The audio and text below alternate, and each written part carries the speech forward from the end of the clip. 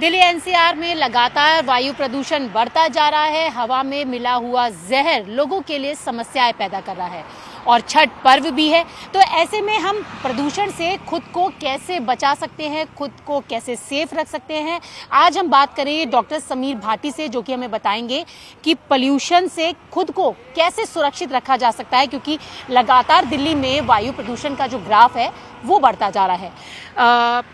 Sir, जिस तरीके से जो पोल्यूशन है वो तो लगातार बढ़ता जा रहा है और लोगों के लिए सांस लेना भी दूभर हो रहा है, तो ऐसे में कैसे सेफ रखा जा सकता है खुद को?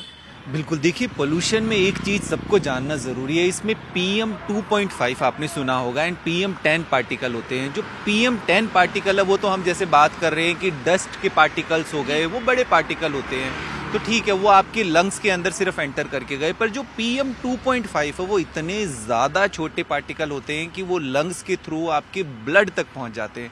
और आप ये मान के चलिए कि जब ब्लड में एंटर हो गए तो वो बॉडी के हर एक ऑर्गन को इफेक्ट करते हैं। ज़्यादातर जैसे हम खड़े हुए रोड पे, तो यहाँ पर जो व्हीकुलर पॉल्यूशन होता है वो सबसे ज़्यादा खतरनाक रहता है, ख़ासतौर पे क्रैकर्स के बाद, पटाखों के बाद ये वाला। तो यहाँ पर सबसे ज़्यादा बचाव रखने की ज़रूरत है, ख़ासतौर पे उन लोगों को जिनको पहले से कोई ना कोई बीमारी है, जैसे लंग से संबंधित अस्थमा है, COPD है, जिनको कोई हार्ट की प्रॉब्लम है, जो गर्भवती महिलाएं, छोटे बच्चे हैं, क्योंकि उनके लंग्स डेवलपिंग फेज में होते हैं। तो इनको खास तौर पे जब भी वो बाहर निकलते हैं तो N95 मास्क पहने। पहली बात, सुबह के समय अगर हम देखें तो AQI लेवल बहुत ज़्यादा खराब होता है। बिल्कुल सर, AQI लेवल की बात की तो वो तो 400 को क्रॉस कर गया है और इस वक्त भी अगर हम बात करें तो दोपहर हो रही है, पीछे अगर देखें तो विजिबिलिटी भी बहुत कम है और जो पूरी स्मॉग की एक लेयर है वो चारों तरफ छाई हुई है और हवा में जो मिला हुआ एक जहर कहें जिसे, तो वो है। तो ऐसे में आपने कहा कि लंग्स में प्रॉब्लम हो सकती है या जो अस्थमैटिक है,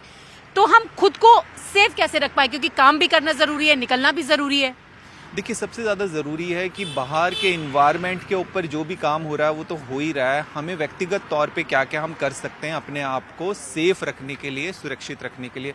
सबसे ज़्यादा ज़रूरी, जैसे मैंने आपको ये बताया कि जब भी आप 2 व्हीलर पे चल रहे हैं तो कोशिश करें आँखों के प्रोटेक्शन के लिए आप जो हेलमेट है उसका फ्लैप डाउन रखें, सन ग्लासेस का आप इस्तेमाल कर सकते हैं।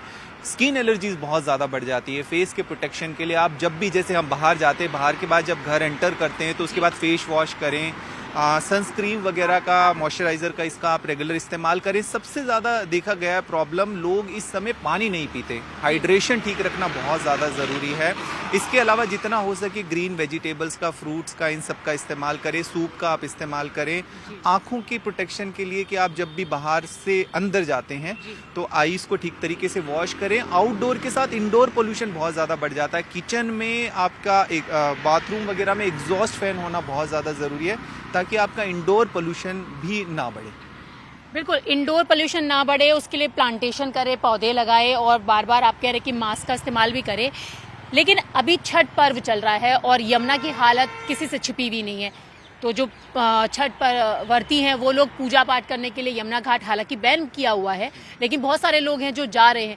पानी गंदा है तो वो कितना ज़्यादा खतरनाक लोगों के लिए हो सकता है, उससे कैसे बचा जा सकता है? जितना हो सके देखिए, सावधानी ही बचाव है। और सबसे ज़्यादा कि अगर कहीं पर भी, जैसे हम बात करते हैं कि कई तरह की water borne disease, allergies, infection होने के चांसेस बन जाते हैं, और अगर किसी भी तरह से इन्फेक्टेड कोई भी चीज़ हमारे शरीर के अंदर एंटर करती है तो पेट से संबंधित कई तरह की प्रॉब्लम होना शुरू हो जाती है। तो डेफिनेटली यहाँ पर सावधानी सभी को बरतनी बहुत ज़्यादा ज़रूरी है। बस एक आखिरी सवाल है कि चाहे वो हम हवा की बात करें या पानी की बात करें, यमुना के पोल्यूटेड ही है, तो क्या ये पोल्यूशन मूड स्विंग पर भी असर करता है? क्योंकि बहुत सारे लोगों में मैंने देखा कि बहुत ज़्यादा चिड़चिड़ाहट या अलग तरीके के उनका नेचर इस वक्त दिखाई दे रहा है, तो क्या वो पोल्यूशन की वजह से?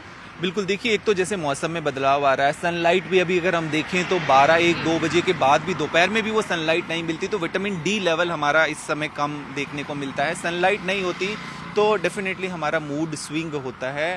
इसके अलावा अगर हम देखें तो ये हमारे शरीर में जैसे इस तरह के गैशियस पार्टिकल जब एंटर करते हैं तो ये हमारे ब्रेन के अंदर भी एंटर करते हैं और कहीं ना कहीं ये आपकी नींद को अफेक्ट करता है। ओवरऑल आप में इरिटेशन कॉज करता है। तो जिनको पहले से कोई ना कोई डिप्रेशन, एंग्जाइटी की इश्यूज़ है तो उनके वो डिप्रेशन, एंग्जाइटी वाले इश्यूज़ ज़्यादा ट्रिगर हो जाते हैं। तो डेफिनेटली मेंटल हेल्थ को भी पोल्यूशन आपका ज़रूर अफेक्ट करता है। तो डॉक्टर समीर भाटी बता रहे थे कि किस तरीके से बढ़ते पोल्यूशन के बीच खुद को हेल्दी रखा जा सकता है। अपने लाइफस्टाइल में थोड़ा सा चेंज करें, एक्सरसाइज को उसमें शामिल करें और साथ ही साथ मास्क का इस्तेमाल ज़रूर करें। तभी आप इस पोल्यूटेड दिल्ली एनसीआर में खुद को थोड़ा सा पोल्यूशन से सेफ रख पाएंगे। विजय राकेश नेगी के साथ न्यूज़ 18 इंडिया के लिए रचना की रिपोर्ट।